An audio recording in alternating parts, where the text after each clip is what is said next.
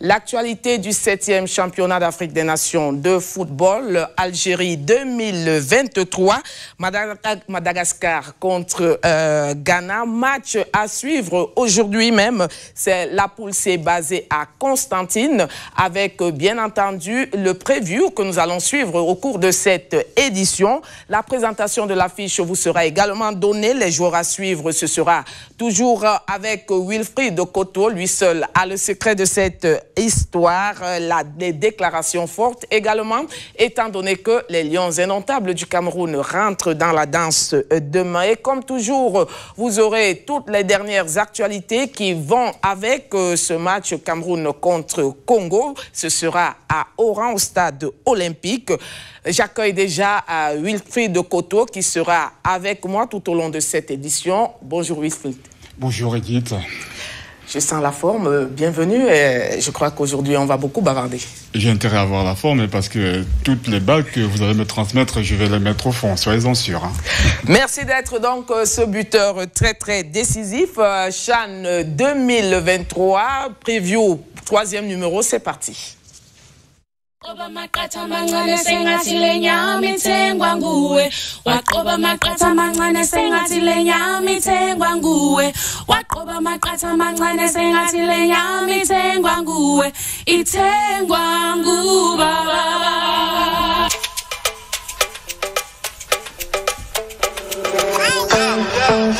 International from Algeria to Oman. You know how we do.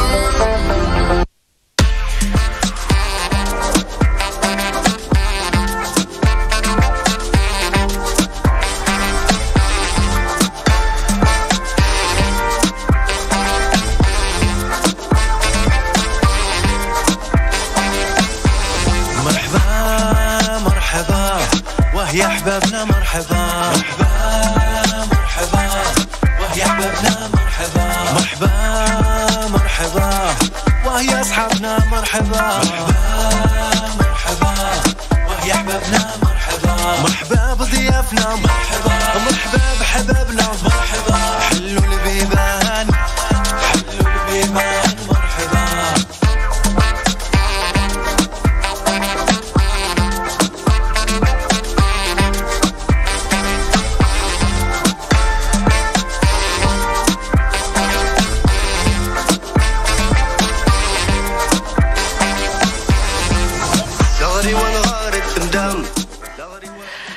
Voilà donc terminé avec la mise en condition habituelle que vous connaissez d'ailleurs. C'est l'hymne du CHAN 2023 pratiquement. Aujourd'hui, rentrée en compétition de la poule C. Le tenant du titre devrait normalement faire partie de cette rentrée des classes de la poule C. Le Maroc est toujours attendu à Constantine. On n'a pas encore des informations sur son forfait réel, mais on considère quand même que le Maroc est encore là et devrait affronter le Soudan dans quelques minutes. 2 matchs à suivre donc, mais beaucoup plus à regarder. Madagascar contre Ghana. Wilfried Koto, une équipe marocaine jusque-là attendue, je suppose qu'elle fera partie de la compétition.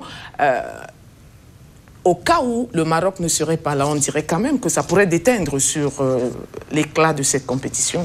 Tout à fait, Edith. Dans toute compétition, lorsque le tenant du titre est absent, forcément, ça joue en défaveur de cette compétition. Mais on veut croire que le Maroc va finalement tenir sa place dans ce championnat d'Afrique des Nations. En tout cas, le Maroc a intérêt à y être parce que dans le cas contraire, la machine des sanctions de la Confédération africaine de football va se déployer et le Maroc pourrait subir de lourdes sanctions en raison de son absence à ce CHAN.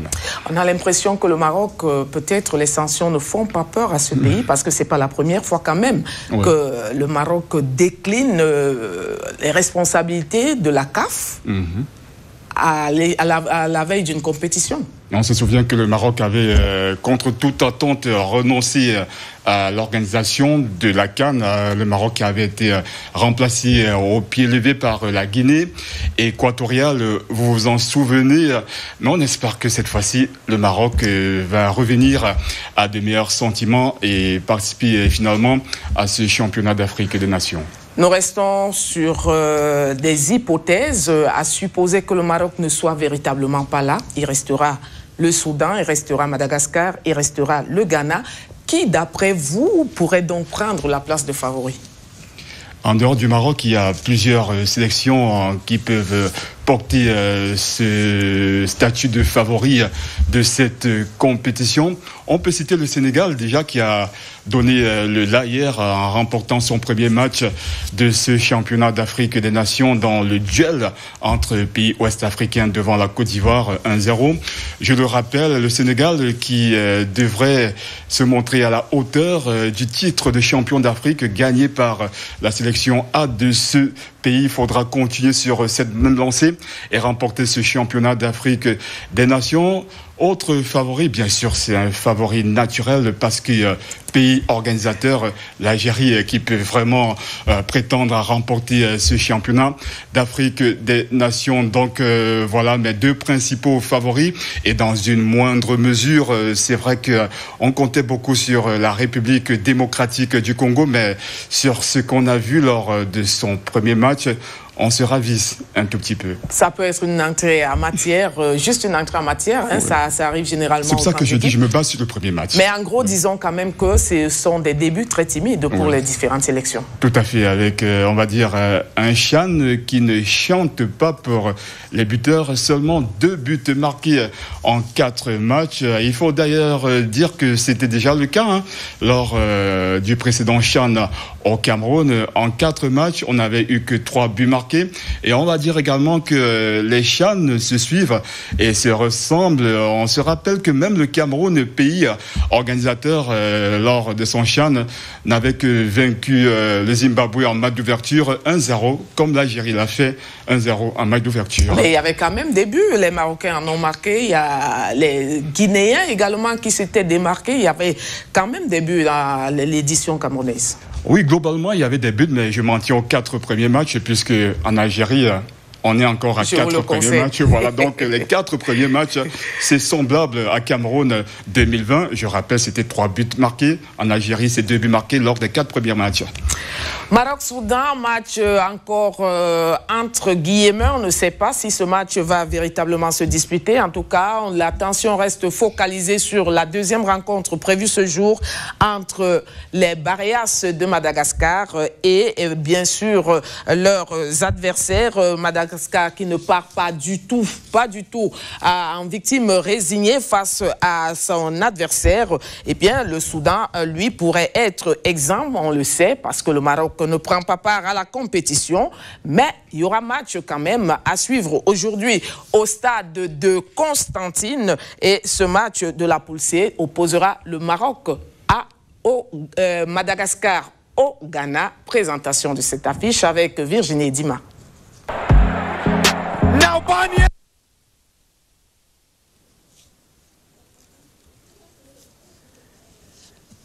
Virginie et Dima, qu'on va suivre tout à l'heure dans l'attente donc de la présentation de l'affiche entre Madagascar et le Ghana, une équipe ghanéenne. 2 fois déjà, on l'a retrouvée en finale de la compétition, une fois en 2014, battu par la Libye, et le Ghana qui pourrait lui aussi prétendre remporter la partie Wilfried de Koto. Vous allez d'ailleurs, dans les quelques minutes qui suivent, nous dire exactement sur quel joueur le Ghana pourra s'appuyer, mais revenons déjà à cet élément de Virginie Dima, la présentation de cette affiche.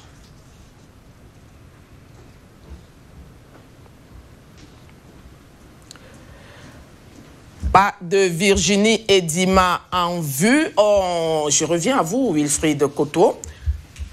Un peu pour faire une petite analyse sur les matchs déjà disputés. Vous avez parlé tantôt de Malous qui s'est bien mise en exergue avec un but, même si c'était un but sur pénalty, il a quand même permis à l'Algérie de commencer la compétition en grand. Emen Malous, je le disais, je me rappelle, dans une édition de preview Chan que l'Algérie devra compter sur Malous. C'est un joueur très très efficace, très déterminant dans le dernier geste. Et il a encore montré lors de ce match d'ouverture qu'il faudra bien compter avec lui pour porter cette équipe algérienne au titre, un titre que toute une nation attend à bras ouverts. Et Malous, c'est vrai que c'était un but sur penalty, mais toujours est-il que c'est un but et il faudra compter sur lui. Voilà. Puisqu'on compte sur des joueurs, prenons l'affiche de ce jour, Madagascar contre Ghana, une affiche digne quand même d'être bien regardée. Alors, des joueurs à suivre, il y en a, vous en avez certainement vu. On commence par quel pays? Le Ghana surtout. Il faudra suivre deux joueurs côté Ghana. Daniel Afriyie, qui est un véritable virtuose. Vous allez voir ce qu'il peut faire du ballon. Tout à l'heure, c'est un joueur qui a le dribble déroutant. Il est également doté d'une frappe renversante. C'est, je veux dire, le facteur X de cette sélection ghanéenne. Après, mais il n'y a pas que lui, rassurez-vous Edith, comme joueur à suivre côté Ghana. Il y a également Cordy qui est également doté d'une frappe lourde, également virtuose, très à l'aise. Balle au pied, c'est un très grand confort technique quand vous le voyez jouer, quand vous le voyez tenir le ballon. Voilà les deux principaux joueurs sur lesquels le Ghana va bâtir sa participation à ce CHAN. Il n'y a pas que le Ghana, le Maroc également a été attendu par exemple. Le Maroc était attendu, il faudra compter côté Maroc sur Raimi, sur qui la sélection marocaine compte beaucoup. Sa capacité à matérialiser en but les passes qu'on lui transmet. On verra bien que Raimi, qui déjà s'était montré à son avantage lors de sa première sélection avec le Maroc à prime. Je crois bien que lors de cette première sélection, d'ailleurs, il avait trouvé le chemin du but. On espère qu'il sera également inspiré offensivement lors de ce CHAN en Algérie. Maroc avec Raimi, le Ghana avec Afriyie. Il y a donc une équipe comme celle du Soudan avec Mohamed Abderrahmane. Mohamed Abderrahmane, alors lui, tout de suite, je veux dire qu'il a un rapport avec le Cameroun, déjà parce qu'il a pris part à la Coupe d'Afrique des Nations ici, mais également le Cameroun l'a bien inspiré puisque l'un de ses buts avec la sélection soudanaise a été marqué du côté de Limbé, je me souviens, lors d'un match amical entre le Soudan et le Kenya, match que le Soudan avait d'ailleurs remporté 1-0 grâce au but de Mohamed. Wilfried, on va partir retrouver Virginie Edima pour la présentation de l'affiche Madagascar contre Ghana. Il faut dire que Madagascar arrive pour la première fois à un CHAN et sa sortie ce soir sera suivie avec beaucoup d'intérêt. Madagascar contre Ghana, une présentation de Virginie Edima.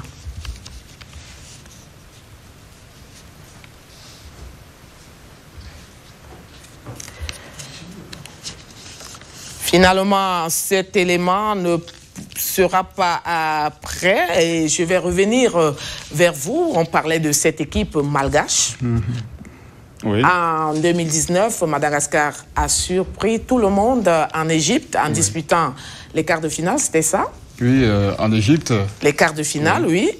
C'est une équipe qui a donc surpris. Est-ce qu'on peut s'attendre également à ce qu'il y ait une surprise aujourd'hui, par exemple, une entrée en compétition réussie? Quand on parle de Madagascar à la CAN 2019, je passe sous votre contrôle parce que vous savez certainement de quoi il en retourne. Madagascar qui, pour sa première participation à un championnat d'Afrique des Nations, est déterminé à rééditer la belle performance de 2019 lorsqu'ils participaient déjà à leur première Coupe d'Afrique des Nations. Les Baléares qui comptent être le poil à gratter de ce championnat d'Afrique des Nations et puis de match en match. Madagascar qui pourrait bien, pourquoi pas, être la grosse surprise d'ailleurs de ce CHAN.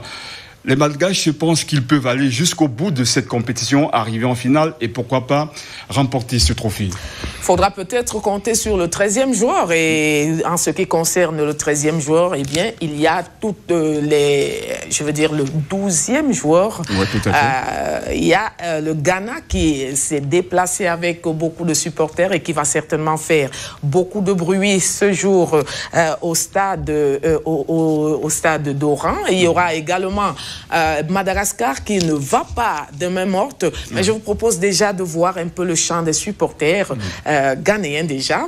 Ça pourra apporter beaucoup plus d'ambiance dans ce studio même. On y va.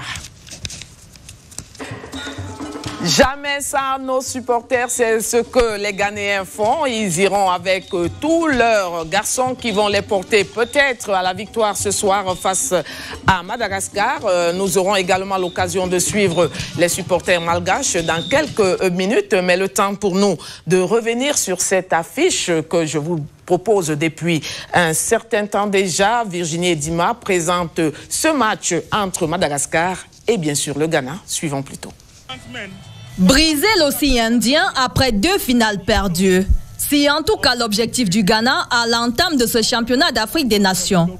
Le chef de la délégation ghanéenne a d'ailleurs émis le vœu de rencontrer en finale la sélection algérienne. Après 6 ans d'absence, les Black Galaxies, pour leur entrée en matière, seront opposés à Madagascar. Leurs 2 participations se sont soldées par 2 échecs en finale, respectivement contre la RD Congo en 2009 et la Libye en 2014. Avec un effectif renforcé par la présence de Donald Ibrahim et Afrei Barney, 2 joueurs qui ont participé à la récente Coupe du Monde au Qatar, la sélection A-Prime ghanéenne affiche clairement ses ambitions. En amical, les Black Galaxies restent sur un nul vierge contre l'hôte de la compétition, l'Algérie. Madagascar, qui est à sa première participation, part avec des objectifs élevés. Il est question pour le sélectionneur Romuald Félix Rokotondrabe d'aller le plus loin possible. La sélection malgache reste sur une défaite en match de préparation. Les Baria A-Prime se sont inclinés 1-0 devant les Diables Rouges du Congo le 6 janvier dernier. Madagascar-Ghana, c'est à suivre dès 20h. Le Soudan, qui lui devait disputer son premier match contre le Maroc ce dimanche à 17h, est exempt de cette première journée. Les Lions de l'Atlas, double vainqueur du tournoi en 2018 et 2020, n'ayant pas reçu l'autorisation de rallier Alger. Voilà donc une équipe de Madagascar qui est très attendue aujourd'hui pour sa toute première sortie dans un CHAN. L'équipe malgache qui viendra avec ses certitudes, avec ses armes face à une équipe ghanéenne qui a déjà disputé 2 finales de cette compétition, mais un Ghana pas du tout chanceux également, parce que quand on regarde la République démocratique du Congo, on regarde le Maroc, on regarde des équipes comme la Libye qui sont arrivées en finale peut-être une seule fois et ont fait d'un coup d'essai, un coup de maître. On va dire que le Ghana est peut-être le beau perdant du CHAN, quoi. Parvenir 2 fois à une finale du CHAN et ne remporter aucune de ces finales, il faut dire que c'est pas du tout de chance pour cette sélection ghanéenne, mais qui sait, peut-être que Algérie 2022 sera la bonne pour cette équipe ghanéenne. Espérons-le en tout cas. On ne perd pas également de vue que les Lions indomptables rentrent dans la danse demain. C'est l'actualité qui concerne les Camerounais directement. Le match des Lions indomptables demain face au Congo. À l'heure actuelle, à Oran, où ils sont bien installés depuis quelques jours déjà, les Lions indomptables s'apprêtent à procéder au dernier réglage, les tout derniers. Mais avant cela, l'heure est aux différentes formalités pré-match, conférence de presse pour avoir les toutes dernières déclarations. Mais avant ces dernières déclarations, on va retrouver un de nos confrères de la chaîne Canal 2 International pour parler vraiment des chances du Cameroun dans cette compétition. Quelles peuvent-elles être face aux autres? La question a été posée à Marc Chouamo, journaliste sportif Canal 2 International. Il a été interviewé par Sando Lomtiti.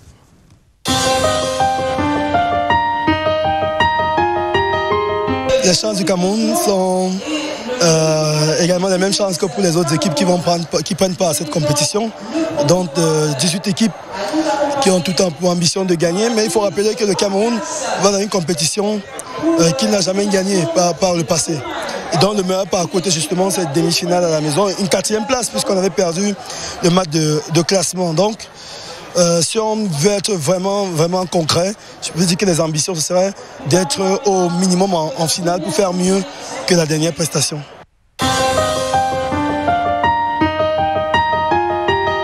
Ce sera difficile quand même de faire abstraction de l'environnement parce que le Cameroun revient sur une terre où il a fait beaucoup de mal.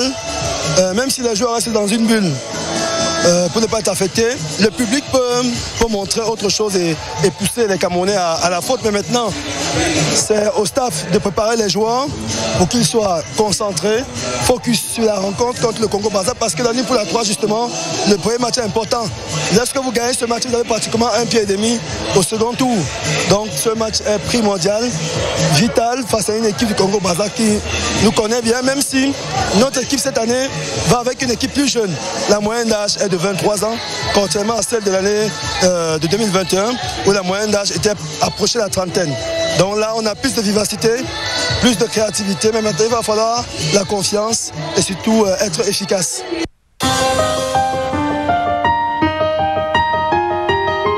En termes de qualité intrinsèque des deux championnats, c'est le Mali qui est un peu devant, même si ces dernières années, le Mali a été un peu gêné sur le plan de l'organisation du championnat avec les problèmes au sein de la fédération. Mais le Mali a toujours un bon cru. Vous l'avez vu lors de la dernière compétition au Tchad, le Mali nous a posé des problèmes dans notre poule.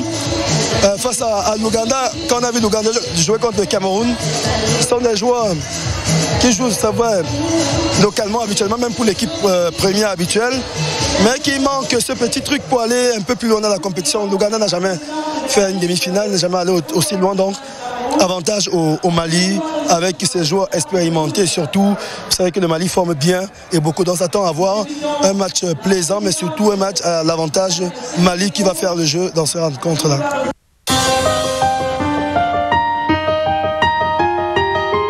L'Algérie s'est mise dans une position confortable pour se qualifier directement pour le second tour et sera poussé par son public. Et ouais, ce serait bien de voir l'opposition RDC Côte d'Ivoire parce que le championnat congolais a perdu un peu de sa superbe ces dernières années alors que le championnat congolais avait été un cran au-dessus. Même si en termes de classement il est un peu au-dessus de celui de la Côte d'Ivoire, il faut quand même avouer que les Ivoiriens sont en train de bien revenir en termes d'organisation, en termes de prestations et de jeu, même si contre le Cameroun en amical, ils étaient un peu timorés. Mais je crois qu'ils vont se lâcher pour ce second match. Ça peut être qualification, ça peut être aussi élimination. Donc ce sera des matchs ouverts, Algérie, Éthiopie et Côte d'Ivoire RDC. Voilà l'avis de Marc Chouamot, notre confrère de Canal 2 International, pour parler donc des chances du Cameroun et jeter un regard sur les autres nations qui prennent part à la compétition. Mais on revient sur quelque chose de récurrent quand même. Le Cameroun, 4 participations, mais toujours rien dans la gibecière. C'est une histoire qu'il faut à tout prix écrire. En tout cas, ce qu'il faut dire, Edith, c'est que l'histoire du Cameroun et les CHAN est loin d'être une success story. Déjà, le Cameroun qui avait raté la première édition en 2009 en Côte d'Ivoire. Et en 2011, le Cameroun était présent. Le Cameroun qui avait pu se positionner en quart de finale, éliminé par l'Angola. Rebelote. En 2016, après avoir raté l'édition de 2014 en Afrique du Sud, le Cameroun parvient également en quart de finale. Mais malheureusement, on avait été éliminé par la Côte d'Ivoire.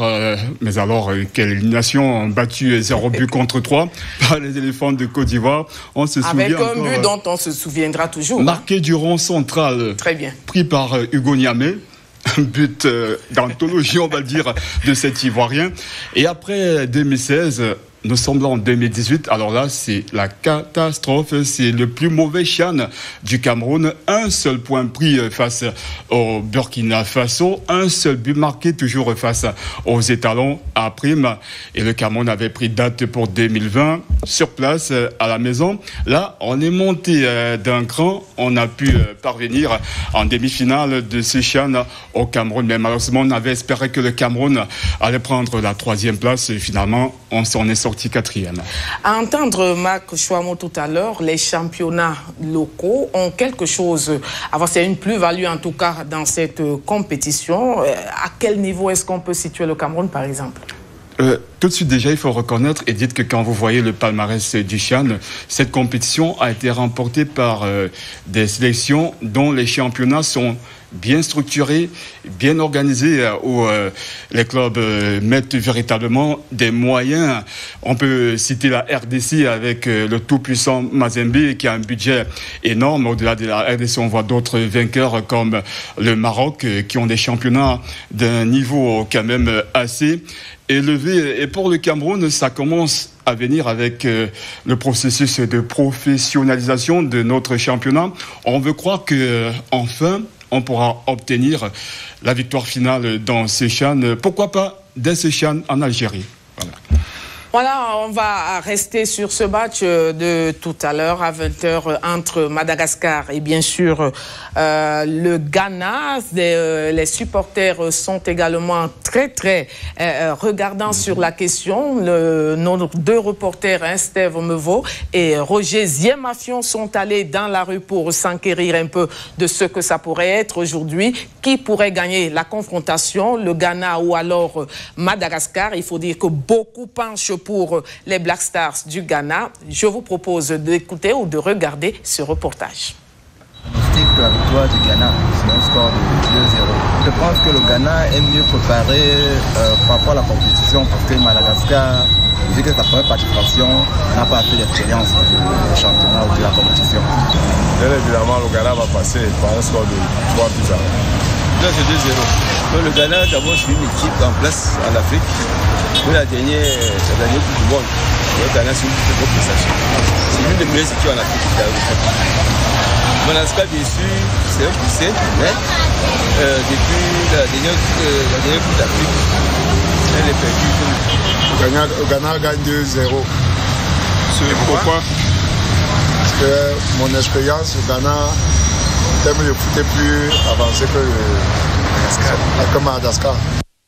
Voilà, une seule personne a pronostiqué la victoire malgache, tandis que plusieurs parmi eux étaient avec les Black Stars du Ghana. Je vais également vous renvoyer la question Wilfried de Koto. Les deux nations sur la balance, ça penche pour? Ah, bien sûr, le Ghana. Tout de suite, toute gauche, je vous dis le Ghana, parce que le Ghana a de l'expérience en la matière. Madagascar, c'est une première. Donc, je ne doute pas, c'est le Ghana. On ne peut pas commencer par une victoire sur les grands? Bon, on verra bien. Et voilà donc pour ce qui est du jeu des pronostics, mais ce n'est pas encore terminé. Le match sera à 20h et quand vous allez dans les différents coins de Paris, vous allez trouver tout le monde derrière et très concentré sur le petit écran en train de regarder ou alors en train de cocher tout simplement quelle sera l'équipe vainqueur aujourd'hui. Ce n'est pas encore le cas pour ce qui est du Cameroun. Le Cameroun rentre dans la danse demain. On l'a dit, les Lions indomptables seront face à la République du Congo. Une rencontre que tous les Camerounais attendent. Mais avant cela, il y a des formalités pré-match qui sont en cours. Conférence de presse attendue aujourd'hui au stade olympique d'Oran. Seydou Alioune est attendu avec son capitaine ou alors un autre joueur. Ce sera également le cas pour les Maliens qui jouent également demain. Ce sera également le cas pour le Congo, adversaire du Cameroun. Une ambiance que nous aimerions bien avoir sur nos petits écrans. On va rentrer à Oran, retrouver nos envoyés spéciaux. L'un d'entre eux, c'est Joseph Gouetamandeng, qui va donc nous parler de cette ambiance d'avant-match dans la salle de conférence du stade olympique de Oran. Joseph Gouetamandeng, bonjour. Bonjour Edith et bienvenue à Oran. C'est un jour exceptionnel. Aujourd'hui, ce dimanche 15 janvier, nous sommes veille du match, veille d'entrée en scène des poules D et E ici au complexe olympique d'Oran. Les rues sont complètement embouteillées avec plein de voitures parce que c'est la mobilisation générale. C'est le dernier jour avant l'entrée en compétition des 6 pays qui se trouvent ici dans cette ville. Vous voyez toutes ces voitures qui roulent à pas de tortue parce que tout le monde converge ici au stade annexe où se trouve le centre d'accréditation. Tout ce monde ici au niveau du parvis des ambulatoires et même du parking cherche à avoir son badge d'accréditation. Et regardez tout ce monde, on va aller à l'intérieur de cette salle pour voir comment est-ce que l'attente est longue. Il y a toutes les commissions du comité d'organisation locale, il y a la commission propreté, la commission sécurité, la commission vidéosurveillance, toutes les commissions transport. Et d'ailleurs, on va essayer de les voir. Vous voyez tous ces petits groupes. Ici, il s'agit de la commission transport. Ce sont ces jeunes gens qui sont chargés de chercher les journalistes dans leurs hôtels respectifs pour les conduire partout où l'événement se déroule. Vous les voyez. On va aller à l'intérieur de cette salle pour découvrir aussi ceux qui sont à la recherche d'une accréditation. Ils sont tous là. Ils sont dans la salle, regardez, certains sont dans la salle d'attente. Et les accréditations se passent ici où il y a cette agglutination de personnes parce qu'il va falloir prendre l'escalier et les opérateurs sur des machines qui doivent produire les badges sont en haut. Et pour cette raison, donc, vous allez voir que c'est le dernier jour. Ils sont là pour se faire fabriquer ce badge qui leur permet d'avoir accès à dans toutes les zones de la compétition. Et l'attente doit être longue aujourd'hui parce que c'est le dernier jour avant l'entrée en compétition des 6 pays qui résident ici dans la ville d'Oran. Vous les voyez. Mais tout à l'heure, lorsque chacun monte par l'escalier de gauche ou droite, il ressort de l'autre côté. Et ici, d'ailleurs, il s'agit de la commission vidéosurveillance de l'autre côté, sur le pied de cet escalier. Et ce sont les militaires, ils ne peuvent pas parler parce qu'ils font partie de la sécurité. Bien entendu, beaucoup de gens nous ont précédés, beaucoup de gens sont arrivés depuis ce matin, ils ont eu leur badge d'accréditation. Nous également qui sommes arrivés ici depuis mercredi, c'est le ballet général ici dans cette salle située à l'annexe 1 du complexe olympique d'Oran. C'est donc bien parti pour tout le monde parce que aujourd'hui c'est le dernier jour, nous sommes dimanche, mais dimanche ici en Algérie c'est le lundi là-bas au Cameroun, les élèves sont en classe et c'est le travail d'une manière effective partout dans les édifices et dans les institutions. Ici donc, voilà, pour ce qui concerne les demandes d'accréditation, ici vous le voyez, ils sont nombreux, ils ne font qu'arriver ici dans cette salle. Vous les verrez demain avec chacun l'accord de cours, c'est-à-dire le badge d'accréditation. Et ça va se passer comme ça pendant toute la journée. Nous allons essayer de prendre les avis des uns et des autres pour qu'ils nous disent. Lui, il a déjà eu son badge. Lui, c'est Belgassem. Belgassem, bonjour. Bonjour. Voilà. Soyez bienvenus chez nous. Merci. Vous avez eu votre badge. Est-ce que ça a été compliqué? Non, ça va très bien passer ici. Et vous, tu es bien ici? Tu es à l'aise? Oui, nous sommes bien à l'aise. Nous avons été très bien accueillis. Merci beaucoup. Et on est content. La deuxième fois. Soyez le bienvenu pour la deuxième fois. D'accord, merci beaucoup. Alors, Djeloul, vous aussi, vous faites partie de ceux qui ont eu les badges. Alors, vous êtes content? Oui, je suis content. Nous sommes des services personnels pour l'espace vert ici. Vous êtes chargé de la propriété pour l'espace vert, pour rendre la ville belle. C'est entreprise Oran Vert du Wilaya d'Oran. Très bien, vous avez compris que ici, c'est toutes les commissions qui sont mises en branle pour que le CHAN d'Algérie 2022 puisse connaître une réussite totale. Eux, ils ont eu leur badge, ils sont chargés des espaces verts. On les a vus d'ailleurs se déployer depuis plus d'une semaine d'ailleurs partout dans la ville. C'est pour cette raison que lorsque vous sortez en ville, tout est propre, ils nettoient tout, la ville est excellente. Alors, on va chercher à rencontrer quelqu'un qui n'a pas encore eu son badge, mais qui aura son badge tout à l'heure. Alors, monsieur, bonjour. Bonjour. Comment ça va? Voilà. Vous allez avoir votre badge tout à l'heure. Vous aussi, vous allez avoir votre badge tout à l'heure? Tout à l'heure. Ah, bien. Voilà. Vous faites partie d'une commission? مرحبا بكم oui. في الجزائر مرحبا بكم في الجزائر ان شاء الله وشرفتونا بالحضور تاعكم ومرحبا بكم في الارض الحبيبه Oui. Ça se passe bien? Oui. Voilà. Edith, nous sommes au centre de l'action, ici au centre d'accréditation des badges pour cette compétition qui a pris son envol depuis vendredi dernier.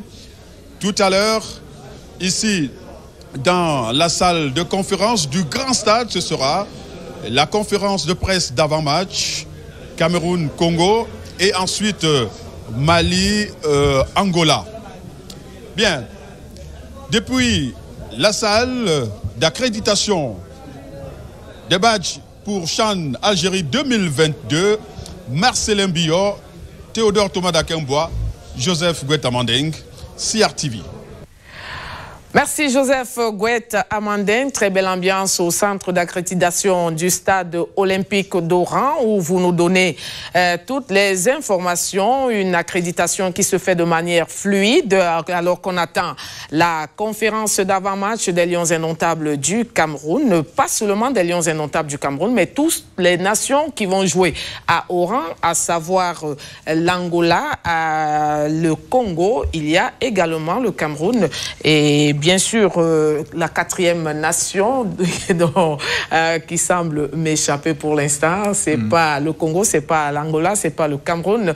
Il y a le Mali, justement, le Mali qui va également faire partie de toutes ces sélections qui vont donner une conférence de presse d'avant-match par rapport aux rencontres de demain. Les Lions indomptables du Cameroun, je reviens à vous, Wilfried Koto, ont une équipe qu'on est déjà en train de la voir sur la plus haute marche du podium. C'est également votre avis? Et tout à fait, Edith, parce que cette équipe du Cameroun a eu une très bonne préparation, il faut le relever. Et au fil des matchs amicaux, on a vu que la cohésion s'est établie, pas en train de s'établir, s'est établie, elle est déjà là. La cohésion à la faveur des matchs amicaux. Le Cameroun a disputé 3 matchs, une seule victoire et 2 matchs nuls. Vous savez, un match de préparation d'une grande compétition, c'est pas le résultat qui compte. L'entraîneur sait ce qu'il recherche.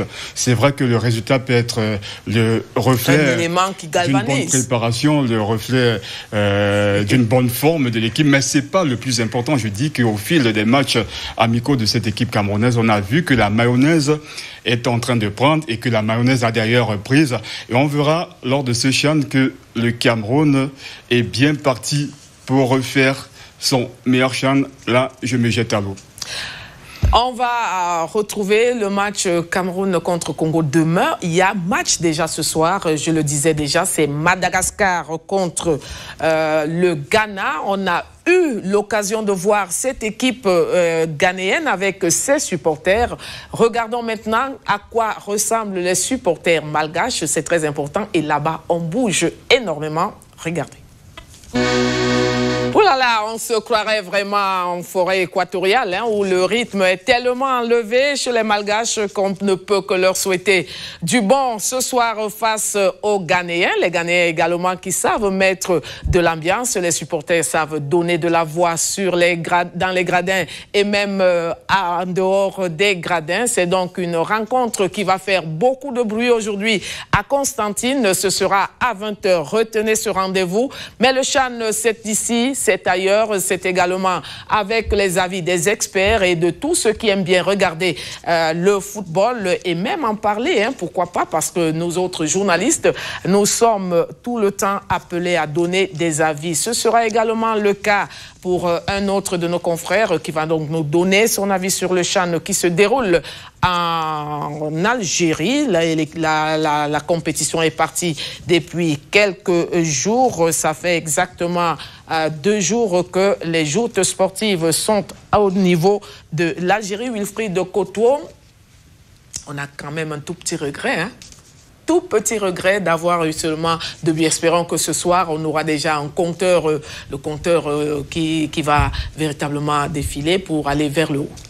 On a peut-être un regret sur le nombre infime de buts déjà marqués dans ce CHAN. On veut voir des buts. Oui, on veut voir des buts. Mais déjà, on a des satisfactions parce qu'il faut dire que à l'entame de cette compétition, l'Algérie a déjà relevé 2 défis. Le défi de l'hospitalité, du sens de l'accueil.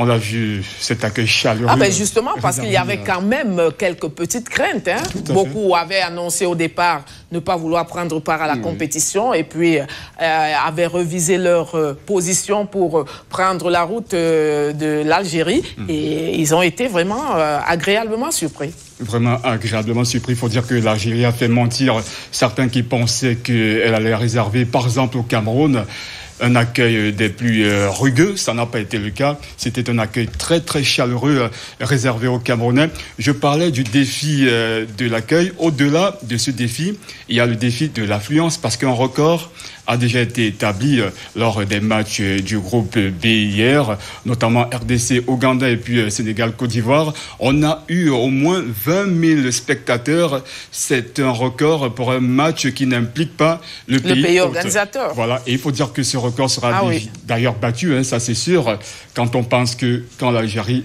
va entrer en scène, on aura au-delà de 20 000, ça c'est sûr. Tout à fait. On souhaite d'ailleurs que ce soit le cas. Et pour l'Algérie qui a quand même besoin de redorer son blason après tout ce qui s'est passé depuis les éliminatoires de la Coupe du Monde, les barrages, jusqu'à cette question qui l'oppose au Maroc. Mais en tout cas, c'est un 7e CHAN qui a quand même ses bons points, même si ils sont pas jusque-là comptabilisé de manière, je vais dire, logique ou alors réelle, réelle, de manière palpable. Mais à la fin, on fera peut-être un bilan pour voir si cela a marché ou pas. Je vous propose déjà l'avis d'un confrère sur ce 7e CHAN. Lui, c'est donc Hilaire Kouebo, et c'est plutôt Kouebo qui a été interviewé par Hilaire Sopi, qui donne son avis donc sur le CHAN suivant.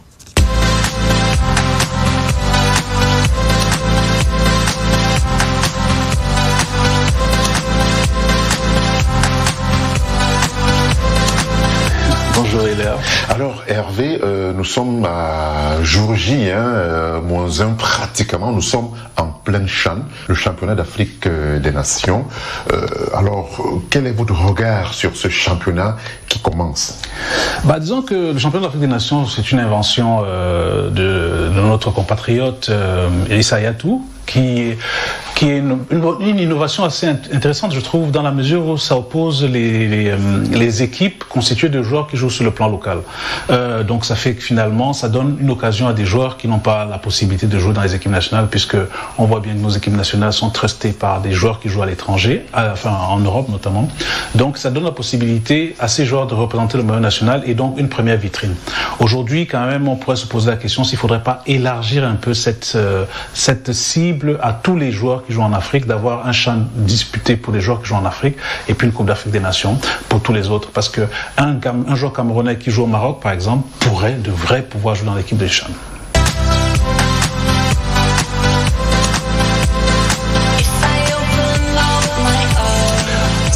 Oui, disons que honnêtement, c'est un booster à la fois parce que ça donne pour les équipes nationales qui ont une grosse diaspora une possibilité à d'autres de se montrer et éventuellement de signer dans une diaspora. Mais c'est également une sorte de récompense pour les pays qui travaillent. Par exemple, la RDC de l'époque TP Mazembe a gagné ce championnat d'Afrique des Nations, ce qui a valorisé le travail de TP Mazembe en dehors des Ligues des Champions. Nous avons là le Maroc qui sort de 2 compétitions où ils ont gagné, ce qui valorise aussi le travail du Maroc, et ce travail qui a été valorisé à travers même l'équipe nationale, parce qu'effectivement, s'il y a beaucoup de binationaux dans cette équipe nationale, il y a aussi une grande partie des joueurs marocains qui ont été formés localement. Donc, quelque part, oui, c'est toujours un signe intéressant.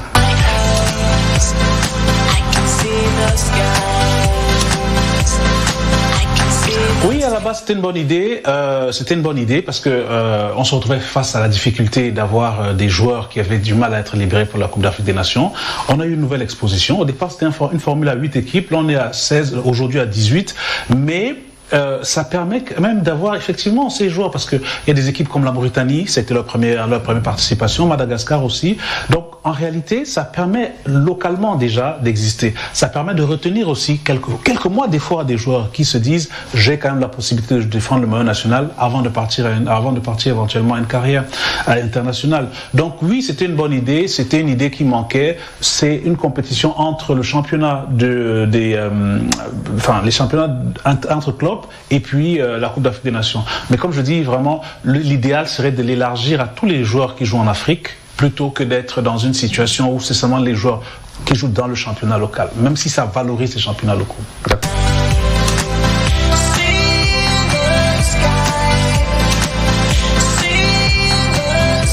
Disons que les championnats d'Afrique du Nord sont les championnats les mieux organisés en Afrique, de façon générale. Maintenant, qui dit championnat bien organisé, dit aussi souvent mélange de populations sportives. Ça signifie qu'en fait, les championnats égyptiens attirent d'autres internationaux, des internationaux d'autres pays. Mais c'est vrai que, de façon générale, le Maroc reste sur 2 titres, le dernier ayant été acquis au Cameroun.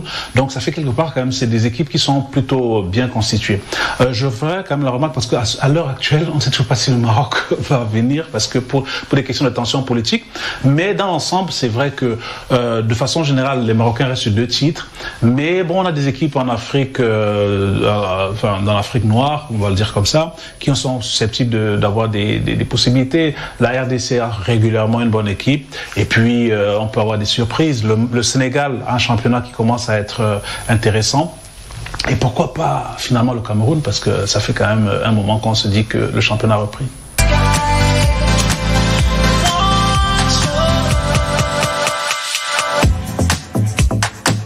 Disons qu'on a, pour l'instant, les sélections camerounaises n'ont pas encore domestiqué ce CHAN, dans la mesure où jusqu'à l'année dernière, finalement, on n'avait pas fait de grosses performances, et jusqu'à la dernière compétition à 2 ans qui était organisée au Cameroun. Et lors de la compétition organisée au Cameroun, on a vu le gap qui nous séparait du très haut niveau continental quand on a joué contre le Maroc. Maintenant, ça fait quand même, on a une dynamique, on vient de faire une Coupe du Monde où on a marqué des points pour la première fois depuis 20 ans. Il y a une dynamique locale qui s'est installée, puisqu'il y a eu quand même un championnat qui s'est installé. À ces joueurs maintenant de démontrer qu'ils peuvent y participer, qu'ils peuvent avoir de bons résultats et qu'ils seront à la hauteur de leurs prédécesseurs.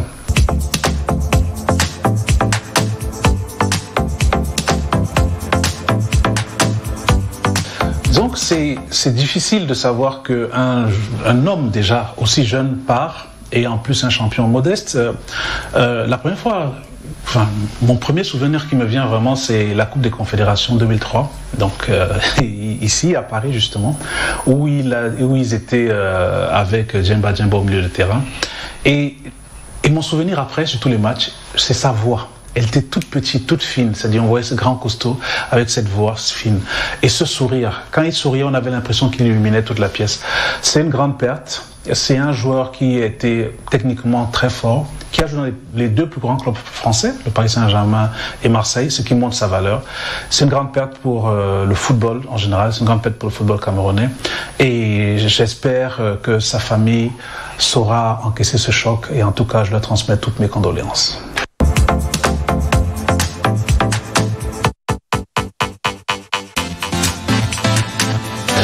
Disons que là, comme le Maroc n'étant pas là, ça fait déjà, à l'heure, ça fait déjà un truc. Je pense que il faut pas oublier l'Algérie, quand même, qui a un bon championnat, et puis l'Égypte, qui reste un candidat toujours bien classé. Donc, et oui, je pense quand même qu'on ne peut pas oublier la RD Congo, et de façon naturelle, j'ai envie de placer une pièce sur le Cameroun. Une grosse pièce d'ailleurs. Et puis, à cause de la dynamique qui s'est mise sur pied depuis l'arrivée de Samuel Eto'o. Disons qu'il y a une volonté quand même. Quand on veut quand même recommencer à gagner, parce que il faut quand même qu'on reprenne notre leadership sur le plan continental. Et puis effectivement, il y a une dynamique, il y a des championnats qui se jouent, la sortie du Covid est effectuée. Donc aujourd'hui, on a quand même été pionniers pendant de longues années. Il faut qu'on retrouve notre leadership. Merci.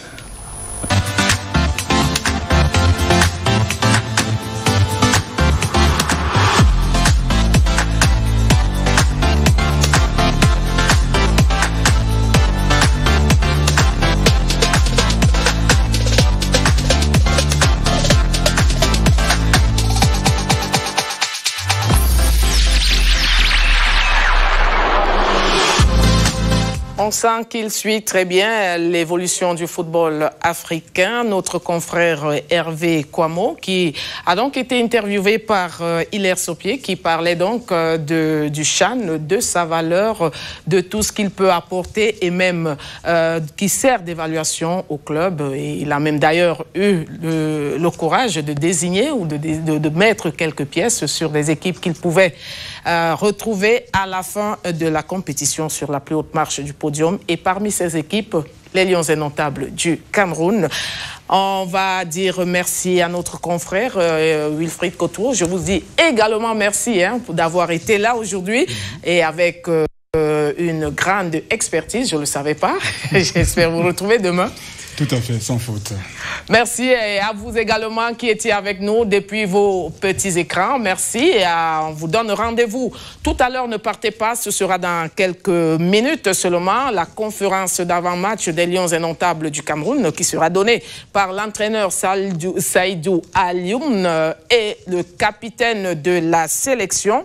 On aura toutes les informations concernant ce match contre le Congo, la préparation du Cameroun, l'état d'esprit et bien d'autres informations. C'est ici que nous mettons la clé sous le paillasson en vous disant, en vous promettant de nous retrouver tout à l'heure dans quelques 10 minutes seulement.